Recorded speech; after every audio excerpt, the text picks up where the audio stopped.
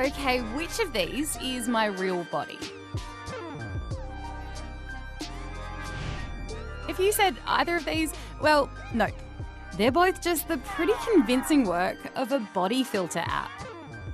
And there are worries this kind of thing is becoming more common and more undetectable. This isn't my body. This is.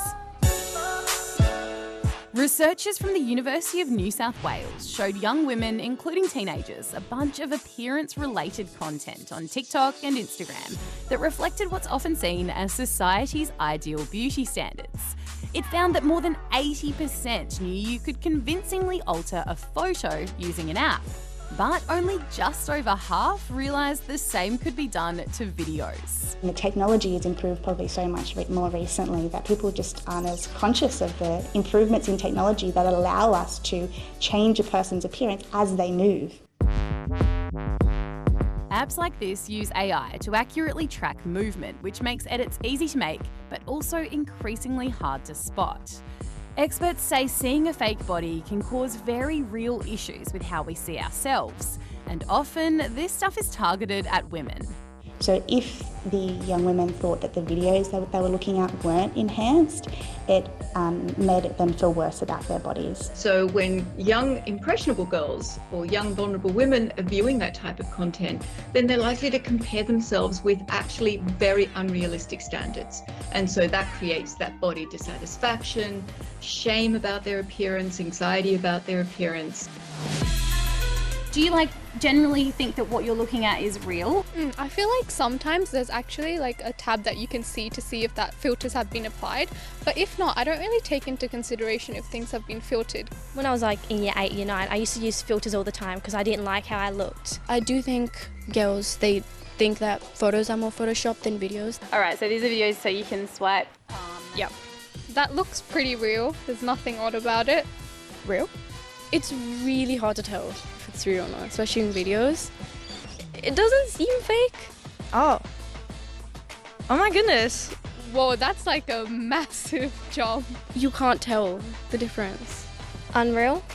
Just like the stomach area, it looks like she's pushing in or she's sucking in a lot. Real. I think that's real. Yeah, I think it's fake. No, that's scary. I didn't think it was that extreme. I don't know how people can edit themselves so much. I was quite surprised when I saw that, the filters changed and there was a huge difference. I was taken aback because damn, am I really the content that's showing up? Is it really real? It's kind of scary because to me, some of those look so realistic. So I feel like it's so easy for us to quickly scroll and see that and go, oh, that's real. I need to look like that.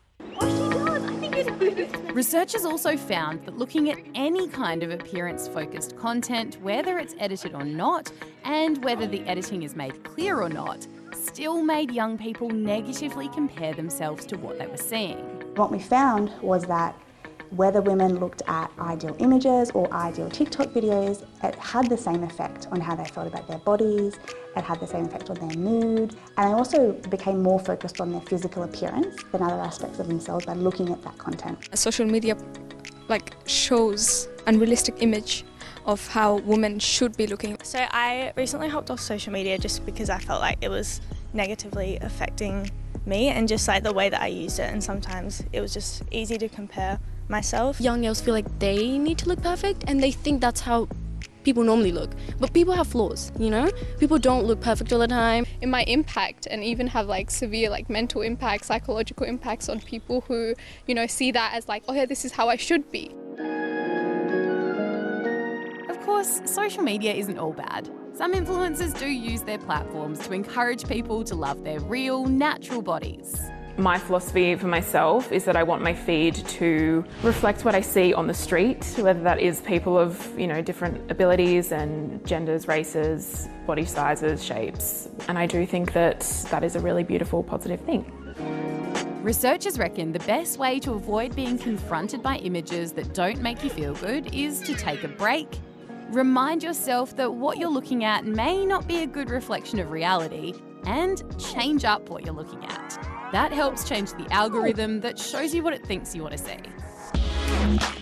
People can spend quite a bit of time on social media, but if they're not necessarily looking at appearance-focused content, then it probably isn't going to impact their body image. We're looking at deactivating completely for 7 days, reducing the amount of time you spend on social media for 7 days, and also cleaning up your feed. So that just means unfollowing content that is making you feel bad about yourself.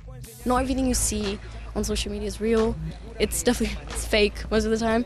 So talking about it as well to an adult, maybe a trusted adult, or maybe even getting off of social media. I surround myself with friends who encouraged me to look the way I look. But all we can do is just spread awareness, and we need to have that good side of social media more apparent. I feel like the influencers can share the awareness and stop this negativity. I believe that they have the power.